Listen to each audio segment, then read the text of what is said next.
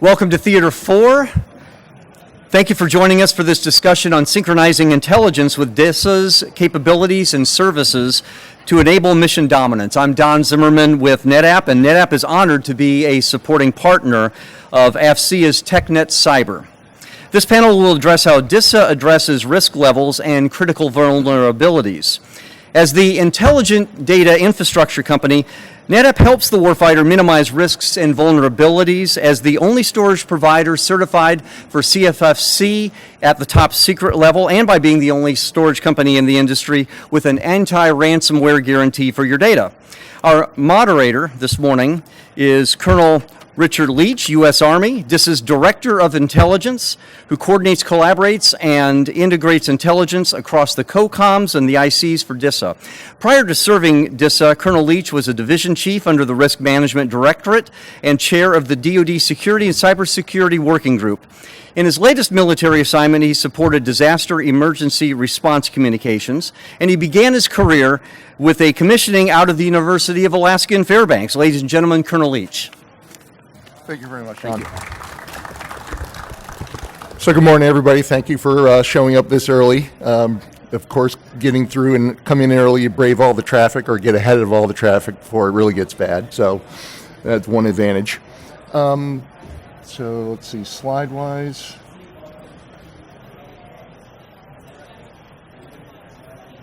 All right. I'm not going to worry about the slides if they're not going to come up.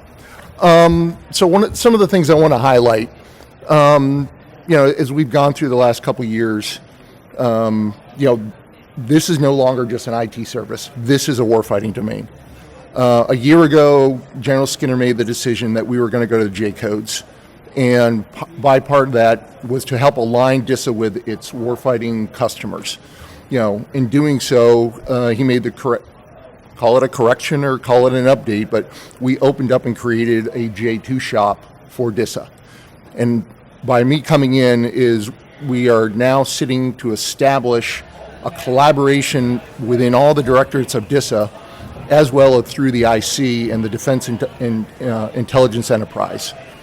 So that's primarily my job. My job is to help synchronize and orchestrate efforts across DISA with the Defense Intelligence Enterprise and the COCOMs to get after the problem set, which is the adversary being in our networks, and then trying to get ahead of that in order to establish an understanding of threat-based decision-making for the seniors, for the director, so that as we establish and we adapt the enterprise, it is threat-informed, and our risk decision-making is to the point that we can make it the best of our abilities.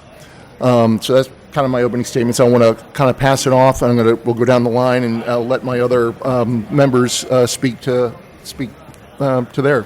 Matt? Thanks. I'm Matt Palmer. I'm one of the chief engineers in DISA's PEO services swim lane. You might want to. Is this any better?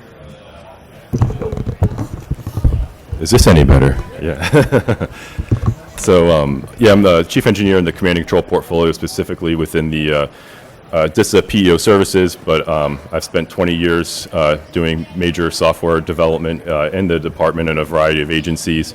Main focus is really on modernization of big legacy IT systems, big legacy IT processes, all of the systems that traditionally sort of struggle to tech refresh and stay up to date. So coming up with strategies to work, basically our process modernization on the tech side with our big acquisition, sort of more slow-moving strategic approaches on the business side. Thanks, Matt. Good morning. Good morning. Nope. So good morning, I'm David McCarthy. I'm the DISA Defensive Cyberspace Operations Chief. As such, I'm responsible for coordinating and synchronizing DCO activities, protection activities across the DISA and DAO DISA. Oh, it's working now? All right. All right, thank you. So we rely both heavily on intel-driven DCO as well as our compliance, like generic cybersecurity. Having a J2 is already proving very valuable. I'm happy to talk about how we're working together and how we consume both commercial intelligence along with intelligence provided from our defense intelligence enterprise. Thanks. Daryl? All right. Where are we up? Oh, we're working. Okay. Hello, my name's Daryl Fountain. I'm the chief of the cybersecurity service program for the agency. As such, we provide security services to 480 mission partners spread around the globe. Dave is my operations counterpart. Everybody calls him at 2 in the morning. They don't call me at 2 in the morning, and I like it that way a lot.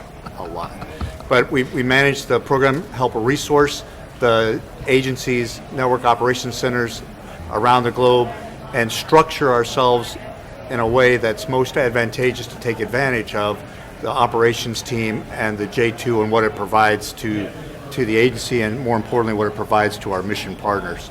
So we're doing a number of things to build metrics and standardized processes as the warfighting domain of cyber matures over time. All right. Thanks, Cheryl. So a couple of the other things I want to highlight, as you guys everybody's heard when the director talks, we are the third largest network that operates. So there, our distribution of capabilities and services across the DoD, not to mention all of the fourth estates, has a very long reach. There's not a whole lot that goes on within the DoD that DISA, as the director talks about, does not touch or does not support. So, from that aspect, it's critical that as we're making decisions for both current operations as well as acquisitions, that it's threat informed and understanding, what the adversary is doing. Because as most folks who've been around, the adversary gets a vote in what you do. So you really have got to have that understanding of what the adversary is doing in your battle space. And this battle space, unlike many of the others, it can be operated from anywhere in the world. So I don't have to be on the ground in Afghanistan and Iraq to have operational effect against a network in that location. I can do it from afar. And that means also the adversary can as well. So we've got to, through the efforts of the new DISA Next strategy, and the first imperative of that strategy is to operate and secure the network. So part of that is, my effort coming into DISA and building the J2 shop is to help improve on that synchronization, like I talked about before, to integrate those DISA equities and focus the intelligence community and the DIE on how do we look at the way we're operating? How do we look at the way we are developing our acquisition strategy and our operational plans?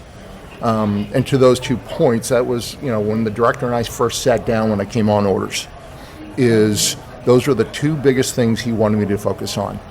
How do we improve and focus the intelligence, not just for the operations, which is typical of what most places do, but with DISA having roughly $8 to $9 billion worth of acquisitions efforts and programs, over 200 programs, how do we start injecting more intelligence information into that decision-making process, into the acquisition life cycle, to ensure that as we are building capability, it is staying, and that modernization is staying ahead of the threat, is staying ahead of their capabilities, and we're seeing what they're capable of as well as what we are capable of. As mentioned, I came out of the Risk Management Executive Office. So I saw quite a bit when I first showed up at DISA about how we were operating and, the places where we needed to start really focusing on improving threat-informed risk decision-making, not just at DISA, but across the DoD from the DSOG perspective and the ISRMC. So, focusing on that and working with Jackie Snuffer, who's out here in the audience, and trying to make sure that we are providing the boss with the best information to make decisions and to support the DoD and all of our customers.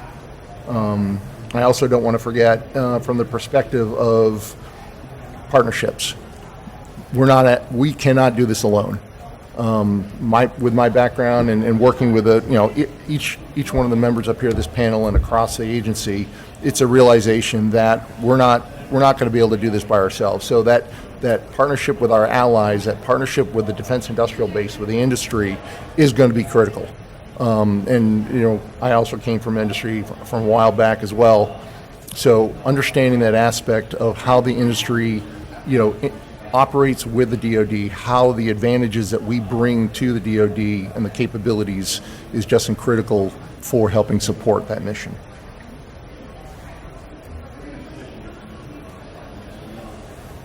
So as you can see here, I kind of highlighted on where we are looking at for acquisitions and operations.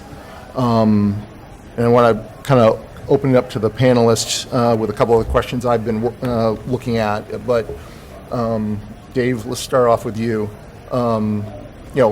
With the advent of creation of the J2 office at DISA, how is focused threat intelligence helping your efforts in the DCO?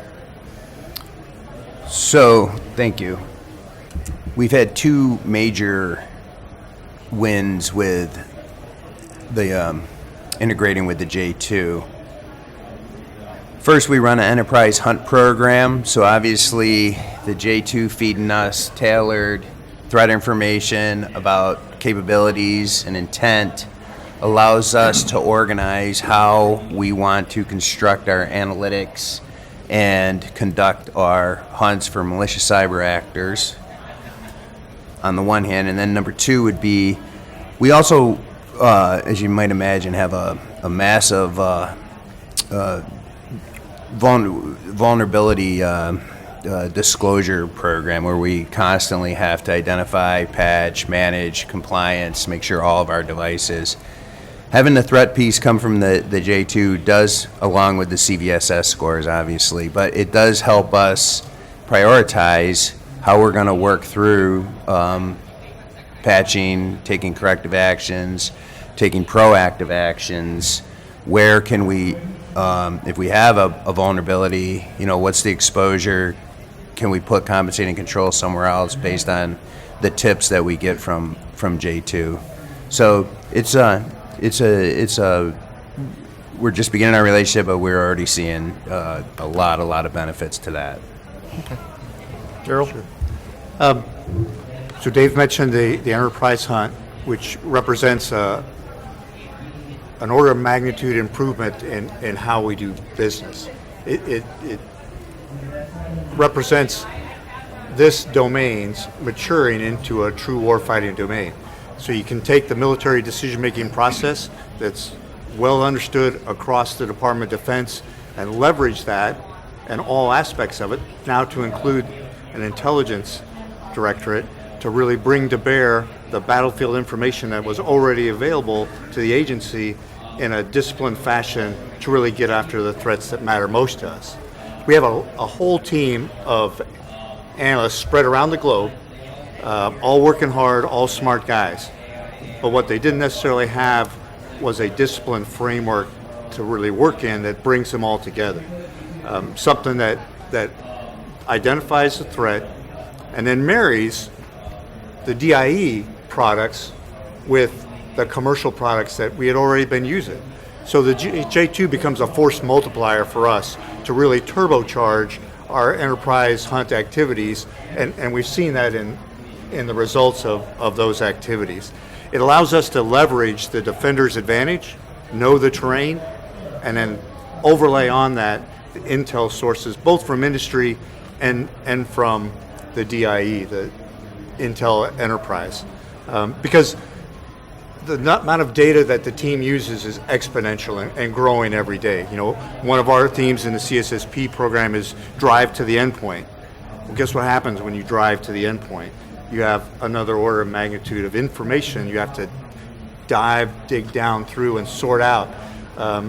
So as you use this intel in the agency, it becomes another source to help bring all those things together. I talked earlier about structure.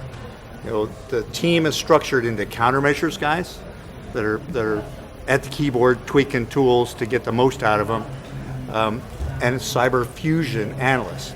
with the advent of the J2, that fusion analyst has another tool in his kit bag that he can bring to bear on the problem sets, and then pass those products that he's gleaned from the J2 and then fused into the other battlefield information at his disposal to give the real-time analysts, the foot soldiers, what they need to really go out and get after things. Because they're really smart guys, but they need a little direction to get after the problems that are most important to the agency and to the CSSP mission partners that the agency defends. That process is important. Some of the automated tools that we have that leverage that, the artificial intelligence, machine learning things that are sprinkled all over every tool that we seem to see in industry now, transparency in those processes will help us a lot. Because the guy who's going to be successful next year is the guy, he's not necessarily going to be replaced by AI, but he's going to be augmented with AI. He's going to be augmented with machine learning. He's going to use that tool, again, to turbocharge what he can do in a defensive framework as he's sorting through terabytes and terabytes of DCO data and trying to leverage the J2 to help us sift through that information and turn it into intelligence, we think is really going to be key to our future success. Thanks, Joe. Matt? This back on? Okay. No, I think so. For representing the portfolios more in the traditional acquisition frameworks, we're really excited to partner with the J2 and figure out how to incorporate intelligence and threat assessments into the traditional acquisition processes. Let's say our traditional acquisition processes to date really tend to like programs getting into a coasting mode, right? You tend to get a one-time influx of funds to build your system, and then as soon as possible deliver that system and then put it in what they call sustainment or just keep the lights on. And that tech stack and that sort of cyber posture at the time you built the system tends to just kind of get hardened and not really looked at until it's usually already too late, usually some kind of crisis or certainly not in any kind of proactive way. So I think, wanting to be real threat informed on our business systems to help the systems and their PMs advocate for tech refresh within the acquisition process instead of just going right into sustainment and this term that I hate, just keep the lights on. People like to think that our business systems or IT systems are like cars, right? You can just, keep it gassed, keep it oil, keep the tires rotated, and it should be able to drive and get you from point A to point B. But our IT systems really don't work like that. There's lots of innovation and proactive things being done in cyber monitoring, all up and down tech stacks, and if you don't factor some ability in your acquisition process to take advantage of those things as they come because you're sort of in a coasting mode, then you're really not being threat informed. And also looking in the public record of types of ways our adversary gets into our networks, a lot of them come in through unclassified systems, business systems, HR systems, back office systems, email, things that are not usually thought of as national security systems or critical infrastructure. And so they tend not to check the necessary boxes for those cyber defensive checks, ANAs, intel threat assessments and things like that. So I think wanting to expand and think of our maybe non-traditional critical systems as critical systems and how we factor intelligence threat assessments into their processes, and in particular in a way that doesn't just tack on another task at the end of an already very laborious program schedule or IMS, but really wanting to factor it into our existing acquisition processes and frameworks, so it's an organic part of the process. Thanks, Matt. So one of the things I want to highlight, Daryl brought up is there's been a lot of discussion about AI. So how do we use it as defenders? How do we incorporate AI into our capabilities to help be better agile, better defenders, better developers? But I want to kind of turn the tables a little bit, and from the aspect of what's the threat doing with AI, and what is with what we've seen in public reporting and what we've observed from some of the discussions that we see out of threat boards and in the dark web, we're not just using AI. To the other point is we've migrated to the cloud, and guess what? The adversaries migrated to the cloud as well, because that's where our data is. So they're following where we're going equally. But from your gentleman's perspective, for operating, securing, and developing, what are some of your concerns about what the adversary is going to do with AI? Matt, we'll start with you. So I think because, IT is a little unique in the defense industrial base in that we use almost exclusively commercial products. It's not, necessarily like weapon systems or propulsion systems where the DoD is actively patenting things that are not in the commercial space. So, we're using, the same Cisco routers as everybody else, the same, software development, COTS products as everyone else. And so, those products are all equally available to the adversary as they are the government traditionally. And so, being worried about, in particular, AI and the adversary having access to a large commercial pool of data to train that AI on, and is that pool going to actually be relevant to those same products being used in DoD systems? A lot of times our tech stacks and our source code are not protected at the same classification level as the data in the systems. There's lots of classified systems where the source code and the tech stack are not quite public record, but definitely not protected to the same degree. So I think, there's definitely a worry about the fact that we use, work exclusively in the commercial space, and sort of what can we do and staying more proactive about that. And then also really getting at and enforcing protecting our data specifically. So, if anyone has worked on an AI project, crap data in, crap AI out. There's nothing magical about AI. And in fact, if you can starve it from data, it can actually be very ineffective. So really, piggybacking, AI on, probably other buzzwords about zero trust and things we do to protect our networks and protect our data and try and sort of starve the adversaries' AI from our relevant data so that it actually doesn't give them the capability that they think it will. Dave? So I think the immediate threat that we're seeing now is AI crafted phishing emails. So you can craft a really authentic email in any language now without the common grammatical errors and tells that will help that'll help the adversary eventually defeat our defenses on that. So we need to be prepared. Also, smart malware, AI-driven malware.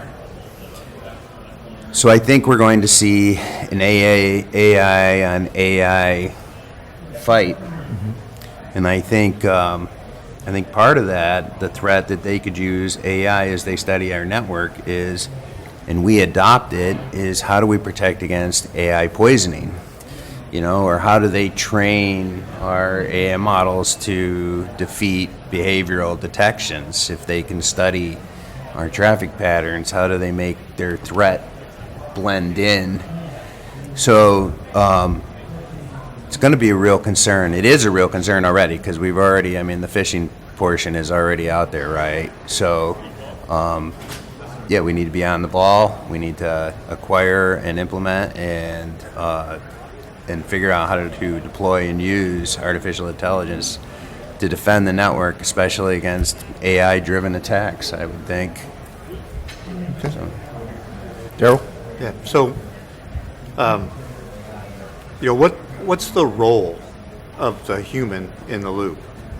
What is his role? Because I don't think it's going to be zero, but certainly it's going to be in a collaborative state with automated tools that, frankly, we have yet to imagine their capabilities, because things are moving much faster than we can imagine in many cases.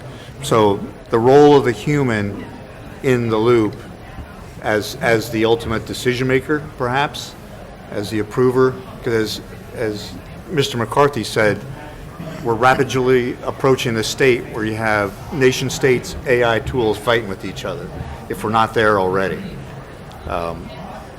And just to be the dumb guy who pushes the go button ever so often on an AI tool to let it go is probably not where we want to be. Because as the cyber environment touches everything, everywhere, the potential for disaster is immense. And the AI guy probably doesn't necessarily think in those terms. Ethics, not so well programmed into AI/ML at this point. It's not there, but yet it's a real concern for us. So as I empower the countermeasures guy who's building detections, the real-time analyst in the trenches who's watching the wire, and the fusion team who's trying to marry up the defense intel enterprise to that, what's his role and how does he leverage that? And what are we doing to train him to leverage that? Because Specialist Fountain, who retires out of the Army and finds himself a cyber defender and 120 days later, probably needs some training on this stuff. And I'm not sure what that looks like. I'm not sure. But I know that's a deficit already. Because again, as he searches through reams and reams of data, the CSSP team talks about security relevant data. And I would venture to guess, I'm not sure there is such a thing at this point, because all the data is fastly becoming security relevant. The sweet spot is in the backbone of the agency's networks, all the way to the endpoint, to the IAPs, the internet access points. Everything that touches that is soon to become security relevant data. You don't have to study the compromises we've had of late, the high profile ones that are in the public domain, and see how were they really discovered. In general, it wasn't some device generating security relevant data. It was some guy who was kind of curious, who saw a little burp in the network. What's that burp? And as he looked closer, he discovered something that wasn't there. It wasn't really security relevant data. So what is security relevant data? It's kind of all of it. All the defensive NetOps data, all the security relevant data is still valuable, but it all has to be married together with threat intel from the DIE to keep us in a position to stay ahead of the adversary. And I think that's how do we stay ahead, how do we use tools, and then finally, what happens to the data that an AI tool uses? Because again, Specialist Fountain, who was working at the Jiffy Lube because he took a little interlude between the Army and they worked at Jiffy Lube for a while. They didn't like that. So he got to decide he wanted to be a cyber defender. Man, he's using ChatGPT like there's no tomorrow. Where's that data go? Who owns that data? Whatever he feeds, it's in the public domain. We have to be careful about that because Specialist Fountain doesn't think on a enterprise scale. He thinks right here today in the screen in front of it. But things that he does have enterprise-wide effects. And so we have to help him navigate that, navigate the really powerful tools that have second and third order implications that he's not necessarily capable of comprehending. Not because he's a dumb guy, because he would change oil like a demon. But in cyber, there's more than just the car that he has at stake. Understanding implications for the security posture for the agency of sharing that data become important. All right. Dave? So I think there's a dilemma with kind of what Daryl was talking about. So we don't know so AI capabilities can be so advanced that we don't understand how they make decisions. And we, DISA, the third largest network, we have a mountain of data. And as we deploy AI to unify the user experience with our defensive capabilities, say one of our customers is engaged in an operation and our AI capability recommends a drastic action like disconnect the strategic network or asset from the DISN immediately because it's under threat and there's like some low level exfil or something. And then the battle captain turns to the analyst and says, what do you see? And they say, we don't see anything. And we've correlated at the boundary and at the enclave. So you're the battle captain, and this new capability that's so smart, we don't even understand how it works, says if you don't disconnect this in the next couple seconds, you're going to have catastrophic results on the DISA. But in the meantime, we've got a customer who's relying on this network. Do you trust that thing? Is it hallucinating, as they're known to do? It's going to be a real dilemma for the battle captains and the decision makers out there. Are they going to trust the traditional systems that have been around, these SIEMs and SIMs, however you want to say it?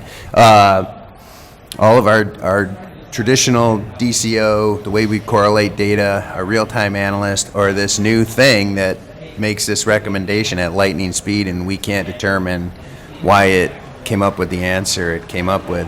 I see that as a real dilemma for us going forward. Thanks, Dave. So one of the things, intelligence. What do we use it for?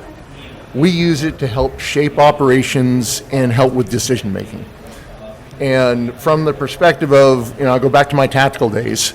When I did tactical intelligence, we were operating for what we could see on the battlefield, and I had to make decisions, and I had to provide the commander with information of what we had to do on the battlefield to maneuver around the enemy and make our objectives. When we come into the cyber realm, the defense intelligence enterprise has been a great help, but at times it's not always timely, and it's finding that relevance to our operations and to our perspective is sometimes challenging. So obviously having to lean on industry and understanding the capabilities that you bring to us as partners, being able to have visibility into a large swath of global networks, and from all that data you provide to us additional intelligence that is not overclassified. It's what you're able to provide to us that doesn't sometimes have all the same restrictions that I sometimes have to deal with the DIE. But from the aspect of how do we marry up the commercial threat intelligence that the industry can provide to us, that industry partners can provide to us, and marrying that up with our network data, our boundary data, our operational data that we see within our networks. To me, that's a key point, because it gets us to that advantage and it gets us to those decision points which are timely and relevant to make decisions at the speed at which the network operates. And kind of on that, I'll start with Daryl, work back this way. But Daryl, from your perspective, is how do you see that advantage of what we've been working with, the commercial threat intelligence, and marrying that up with our network data and our security data? Sure. Again, large globally distributed workforce, bunches of battlefield information and commercial products at their disposal, some of the standard products. Again, what they lacked was discipline process. And the key thing that the discipline process that Dave and the Enterprise Hunt team execute is marrying the defense intelligence enterprises products with the commercial products that we have. Because I'm really not excited about Specialist Fountain cruising a CrowdStrike website and saying, that's cool, let's go look for that tomorrow. While he might inadvertently blunder onto something really important, it's probably not what the DoDIN needs worked on. What he needs is the intelligence community to take those products again and weave them together and focus him and his team, because there's lots of stuff to look at. There's crazy amounts of cool stuff with the commercial products that the agency has at its disposal to work on, but that's not how we're going to stay ahead of the adversary. Where we're going to stay ahead of the adversary is by marrying the intelligence community with those commercial products to really generate, again, next level enterprise hunt.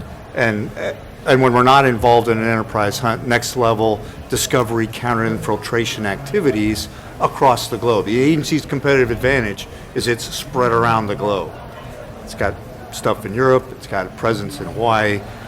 Marrying all those together and bringing to bear that analyst team with cogent, relevant, timely intelligence really supercharges what we can do and takes Specialist Fountain, who really liked working at the Jiffy Lube, and points him in the right direction as opposed to what's just cool to him and what he saw. And we've seen that already in our operations that Dave can talk to that have really generated positive results. One of the things we need is metrics for the success of weaving all that stuff together. And we're using some of the classic frameworks in the industry, the MITRE ATT&CK framework as one, both in the cloud and otherwise, and using those to measure our success. But good metrics remain a bit elusive in that business. Dave? So, as Daryl said, we do that a lot in the hunt, but we also marry commercial threat intelligence with our defense enterprise, intelligence enterprise data, with our operational data on the regular. And we're doing that now. We've got all kinds of commercial products that we're using, and everything from automated countermeasures getting loaded onto our devices to commercial threat intelligence by people that are generating reports, actionable reports on what they see in industry and across the internet, to automated responses based on commercial threat intelligence. We actually have quantifiable, we're seeing quite a large amount of decrease of easy threat traffic that's not even entering our network now because of action we're taking based on commercial threat intelligence and marrying that up with an automated response. And we've been like wildly successful, if I say so myself. So we're doing it on the regular, and we want to get better at it, and we want to do more of it. Well, I know in my world, the term data lakes is kind of very trendy now. It's a very big push among many missions to now sort of break down the previous data silo barriers and start just bringing in literally as much data as possible. Sometimes it feels like bringing in data just for the sake of bringing in data, sort of a very maximalist approach, which would include the commercial data. And then other missions DISA had in the past, when we had the background investigation mission, that was sort of a very popular use case, was we need a data lake, we need to marry, the intelligence we have on folks, in the classified levels with all this commercially available data we have on folks in decision making, and have these, very intelligent data brokers up and down the classification chain, kind of marrying all that up. Say that was worked in theory, and it's not necessarily that that's a bad approach, but you with more data, especially in commercial data, you get a lot of noise. At least the data you're getting on more of the intelligence is very much more targeted. There's much more maybe of a burden of proof on its relevance. And it's much more sort of easy to key back to how you got that data and why it's important. In the commercial space, where you're just kind of taking in volume for the sake of volume, and then hoping that there's little needles in the haystack that are relevant, you end up having a significant amount of noise and needing a significant amount of humans in the loop, sort of helping verify what came from, checking up on what came from, the public record. A good example was, Trump, we did a pilot, with social media to try to bring in social media data for the background investigation process. I think most people would agree there's probably relevant data in social media, but also if you've ever been on social media, there's a lot of data that is just total nonsense and irrelevant. And it's not always easy, even for these artificial intelligence algorithms and things, to know the difference without humans in the loop sort of verifying the efficacy of all that. But technically, usually when you go to these big data lake platforms, sort of a big purpose is not to have huge teams of analysts, right? Your data lake is supposed to replace that. And what we're really finding is, as you bring in more of that commercial unverified data, you actually need more analysts involved in those processes, not less. All right, thanks.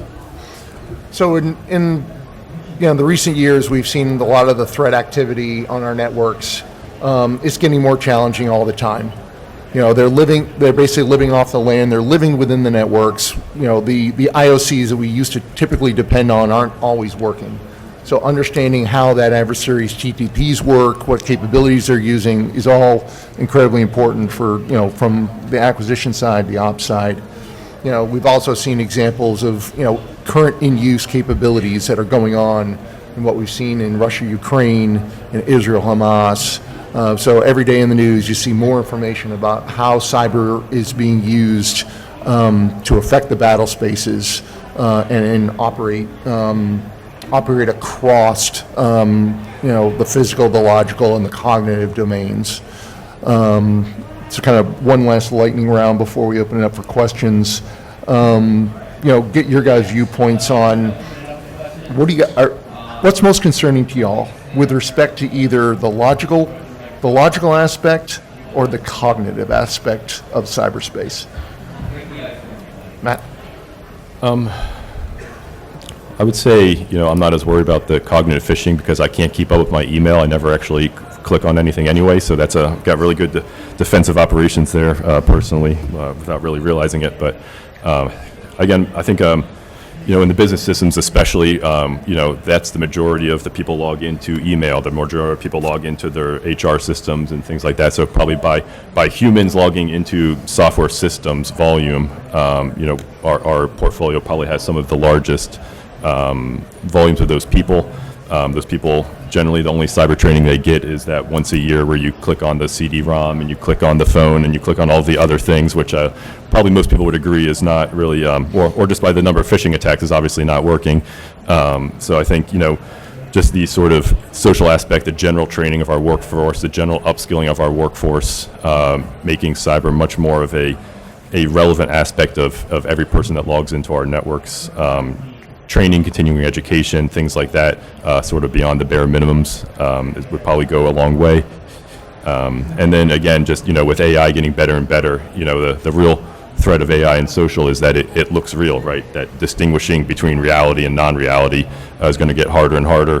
The phishing attacks, don't have as many obvious spelling errors and grammatical errors and things that sound totally ridiculous anymore. They all sound and look very legitimate. So I, definitely worried about that with our, business systems and our, with all the human GUIs and interfaces and sort of how we adeptly address, email that looks real and is for a more practical purpose from the system, maybe even believing it's real, but it's not. Okay. Dave? So I think given the choice between the logical threat and the cognitive or human threat, I would be most concerned about the logical. The human,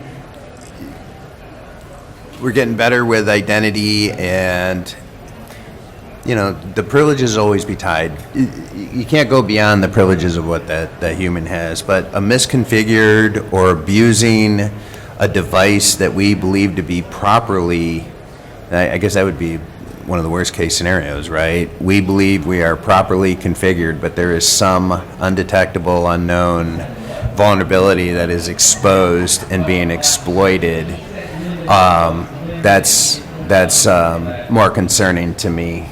So I'm, misconfigured S3 buckets, the whole works, but properly configured devices in the logical domain or the way we think that we've architected properly, but in fact we've left some major exposure, that would be very concerning to me. Okay.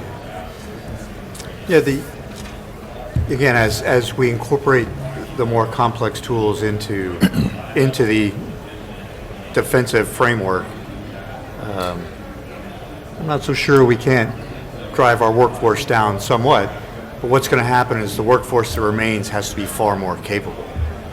That guy's got to move up the value chain, okay? Because all the easy work's being done by these automated capabilities, and not just gathering an artifact and laying it on the table in front of him, as some of the orchestration products do today. There's going to be some analytic work done. So all the easy analysis for the RTAs is going to be done that guy's got to be capable of moving up the value chain and doing the more complex stuff. So Daryl, who was working at the Jiffy Lube, is going to have a hard time because he's going to have to demonstrate a level of systems understanding that allows him to spot 0 days, not wait for them to be spotted by industry and fed to us. That's a real challenge because we got to grow this workforce over time. It's going to shrink, but it's going to get more capable, and that's pretty tough for us to build and create the systems that allow that workforce to grow over time. And I think that's, as the models change, as we move beyond large language models to vision language action models that are at work in your car today, because your car is nothing but a big robot at this point for the most part. As those models become more prevalent, I was really comfortable in my 64 Bel Air. You just had to do this. I only had 2 speeds in the transmission. It was great. Go and not go. We're not there anymore. The level of sophistication, even to just do routine things, both in the defensive framework and outside it, is pretty amazing. And so our ability to keep our workforce advancing along that path and really learn how to use AI, not necessarily get replaced by it, but be able to leverage it to the greatest extent possible, I think is the greatest challenge for us, again, and then marrying all the data sources together across the whole framework. Thanks, Daryl. So kind of in closing up, so as we look at the theme for this year's TechNet is aligning, adapting, accelerating. From my perspective in working across DISA, letting the J3 and the acquisition community focus on the alignment and the accelerate. I think from my perspective on the intelligence piece is the adaptation, adapt. How are we adapting? How is the adversary adapting?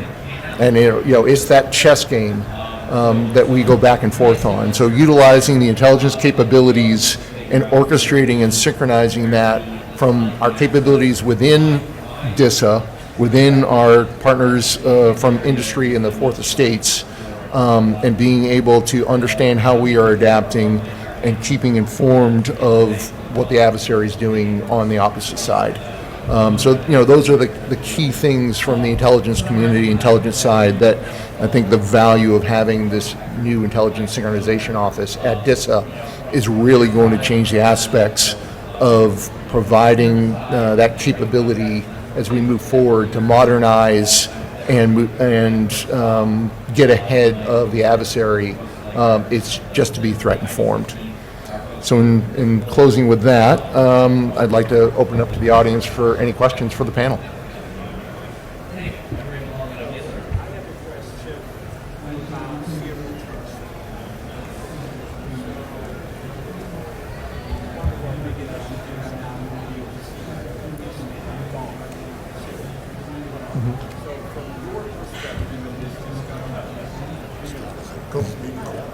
Do you feel like zero trust as it is being defined and rolled out, is it at this time, how is it helping, and are we staying on track, or are we losing and it's not sufficient, or is it sort of, because a lot of this is sort of to invest early so you get the capability when it's really required, not to get to the point that you have now and be at that level, because the rollout times are long. Mm-hmm. So I'll start off, but so from my perspective on the threat side, when you look at all the activities the threat have been working on with respect to stealing credentials, utilizing keys that they've been able to access, that zero trust framework that we are developing and building are going to have that potential, because nothing's ever perfect, but that zero trust framework is going to have that potential to offset the learned activities and behaviors the adversary has been using against us at this point. So in order to build out that zero trust framework and what we're doing with Thunderdome, we are adapting to the adversary's capabilities that they are proving to be effective against us, and basically putting a block in the way to impose cost on them that it's going to take them longer to access, it'll take them longer to move through or potentially have the ability to move across our networks that they used to have prior. So that's from my perspective. Matt? Yeah, I mean, I think it's definitely critical to everything we've talked about. I think most of the general modernization buzzwords, whether they be, DevSecOps or Zero Trust or upskilling the workforce, they all kind of work synergistically together in making our things more protected, network systems more protected against the adversary. I think one of the big challenges is, Zero Trust is a very different paradigm. It's much more different than I just build a big moat around my network, and once you're in, you're in. It's in general, the department struggles with big paradigm shifts and changes. Not specific to Zero Trust. It doesn't matter which one you're pushing. You could be pushing Agile or DevSecOps or commercial cloud. There's just a significant amount of inertia, it feels like, in a lot of programs and departments that's very hard to overcome, even when people are generally bought into the philosophy, right? I don't think there's many people who are saying, no, we don't need Zero Trust. That's a stupid idea. I want to keep doing things the way they are.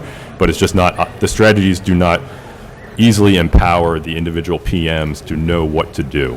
A lot of times, being in PM shops on a lot of business systems, it's a lot of people don't really know what they need to be Zero Trust compliant, and they're sort of waiting on some magical tech stack to be developed in another department to just drop in their networks, and they can kind of plug and play. But that's the same thing with cloud, right? People think cloud's going to come, they can just lift and shift their application in there, or Kubernetes and containerization. I can just containerize my poorly architected app, and that's going to fix everything. I'm very excited about Zero Trust. I hope it doesn't fall into the bucket of people thinking it's going to be some kind of panacea that fixes everything, or replaces the individual onus on PMs and applications to also do their internal modernization so they can, and understanding of Zero Trust, so they can take advantage of the enterprise tools once they're developed. So I think Matt made all great points, and what that means for us is, so our incident, I think it's gonna affect our incident response playbooks drastically, and we need to really focus on how we are going to adjust, because right now we're very comfortable with the way we're organized, and our incident response, unfortunately, we're kind of well practiced. So this is going to demand a lot of thought in our silo, our DCO field, on how the Zero Trust will affect incident response. And I'm not clear. I don't have the only thing I know is it's not going to be the same as it is right now. That's all I know. So, Zero Trust, first of all, is absolutely helping. It's absolutely helping. We're already seeing that because it's driving the acquisition community to acquire new things, and more importantly, it's driving us to look at new things, because Specialist Fountain now is really old and he's got gray hair, and he's been in the business for a day or two, and like all good government guys, he's kind of set in his ways. And the Zero Trust paradigm is driving us to think about our data in new ways. Some new tools, but as Dave said, really it's a new way of thinking about using the old tools. And are there some concerns with a Zero Trust mandate with 192 areas? Sure there are, because that's going to be tough. And the same fiscal constraints that we had yesterday, we have tomorrow with new tools. But it's driving us to think about new ways. And one is, we talk about identity a lot as a core component of the Zero Trust paradigm. We really now have to dig into it. So it's driving us to meld together NetOps data and just the microsegmentation and the management of that with security relevant data as we used to know it, and creating a new pile of data to work. So I think it's absolutely helping. Again, it's driving us up. It's going to drive the defensive workers up the value chain, because they're looking for new relationships that are hidden in that data that probably they should have been looking at before, but they've got a framework now that allows them to focus themselves in key areas. So I think it's key. Again, it's going to drive that convergence of data, which is a good thing. 192 is a lot. That's a lot of stuff. And so managing that in an effective way, much like the department has learned how to operate with RMF and the complexity that is that, Zero Trust is going to bring a similar, not the same, sort of challenge to the department as we work our way through it all. But it's definitely, I'm always seeing it as being helpful just in the research we've done to try to help mission partners get aligned with Zero Trust and define what our role in it as an enabler of Zero Trust, both by using Thunderdome and by using the standard tools in our kit bag already. Thank you. Oh, sorry. All right, sir. You're next. Sorry, Tom Kopko. I work at CyberArk. And as part of the Zero Trust stack at DISA in the identity area, and we also address endpoint, it seems to me that defense in depth is always been a strategy, but ultimately is what Zero Trust promises, especially as Zero Trust technologies are integrated and allowed to interact and provide the agility that really comes from Zero Trust. So, Specialist Fountain and maybe Sergeant McCarthy talked about specific threat vectors or individual vulnerabilities, but could you talk about defense in depth that comes from adoption of or integration of the tools that you already have, and even in the Zero Trust context? So I think the department's move to an endpoint solution. It's recently made a big move. That's a big chunk of Zero Trust. The department's gotten serious about an endpoint capability and marrying that up into a larger framework for success. So I think that's all. It's all woven together. It may not appear that way from the outside, but it's all a part of the same evolution towards more data sources manipulated in a more disciplined fashion. Again, I've got to know who you are and where you are, and Ian and the CSSP team, all roads lead to the endpoint today as network level tools become more difficult to extract secure relevant data. When you go to ICAM and you understand the identity of the people in the network, and then you know what's going on in the endpoint, you can then marry those two together and see anomalous activity. And this is where our AML will sift out of the haystack the mountains of data that PO Services is providing us to come up with the things that will defend us in more creative and faster ways, again, with fewer people along the way. So I think we can use that framework to be more effective. Again, it's already doing that. Dave? Just one comment, and then we'll go on to one more question. I think we have time for one more question. From the aspect of the Zero Trust, it's a framework. So it's not a fixed it's not a fixed point. It's not a fixed solution necessarily. There are capabilities within it. But I mean, from my viewpoint, from the threat, they're going to adapt to how we operate. They're going to look at things. So I think from the Zero Trust perspective it's going to be important that it is agile and adaptive, that we go into this framework, that we can meet the adversary in the battle space, and we can adjust our Zero Trust framework as they figure out new ways and new capabilities to get beyond or around that. I think we have time for one more question.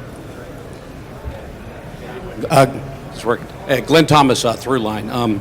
Working now with DISA on kind of the messaging and strategy aspects.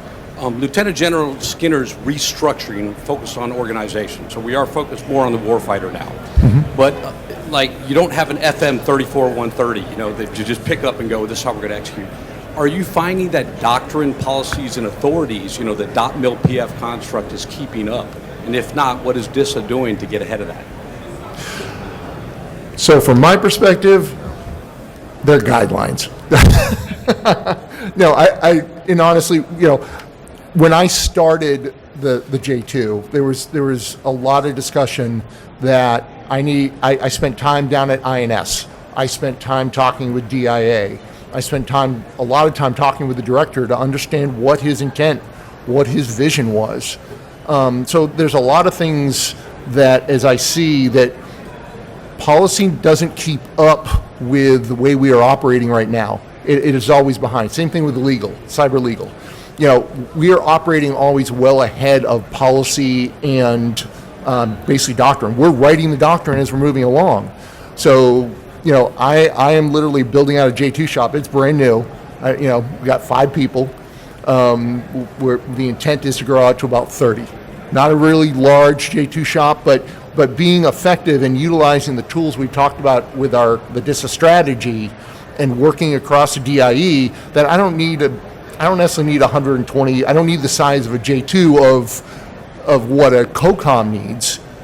But what I need to do is have a small, effective force that can utilize our policy, our authorities, and our partnerships to be effective for DISA. Dave? Matt? I think, just in general in the business systems and services, I think we want to get out of the model where each PMO basically is an integrator of a million things. These strategies, whether it's zero trust, intel threat assessment, all these things, they tend to come from like you said, General Skinner on down. And it's funny, you can see the email chain hot potato of that task literally fall all the way down to the absolute lowest level where the task just gets, a million chain down to, the GS12, tech lead or cyber lead or ISO on a program being like, okay, what's your zero trust strategy? How are you integrating enterprise IDM? When are you moving to cloud? How are you doing automation, DevSecOps, robotic process automation? Pick your buzzword. AI. How are you operationalizing your data for these big algorithms and things? And it's totally unrealistic that these PMs, who often are just a couple people, and they have a sustainment budget that's just supposed to keep the lights on, are actually going to respond with an effective strategy.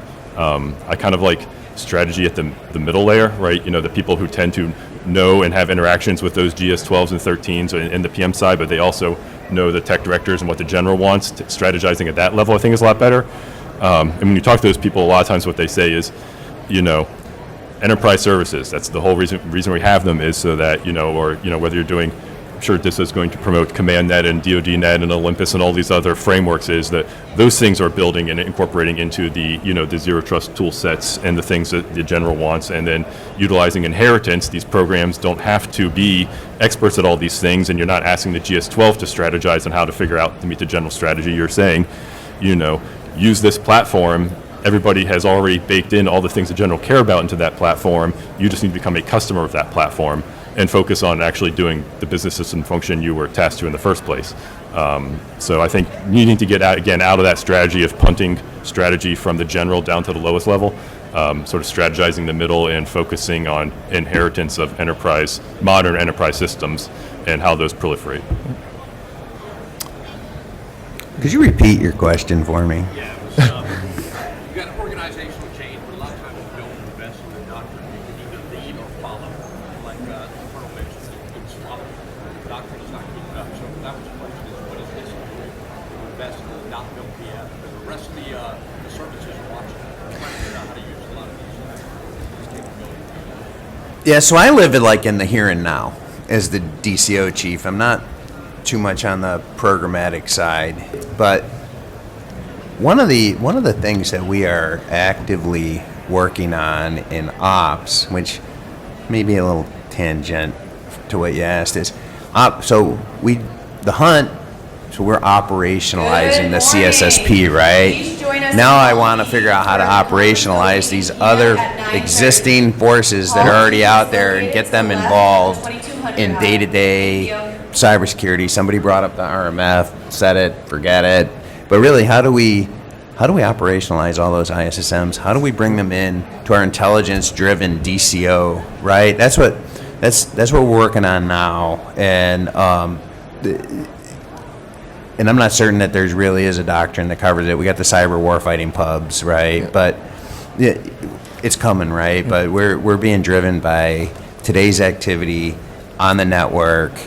And how are we making that work? I don't know if that. Yeah. You know. So the director has adapted a joint staff organization to allow us to communicate more effectively with the combatant commands that we support. That's a way to address some of the communications issues that the agency had.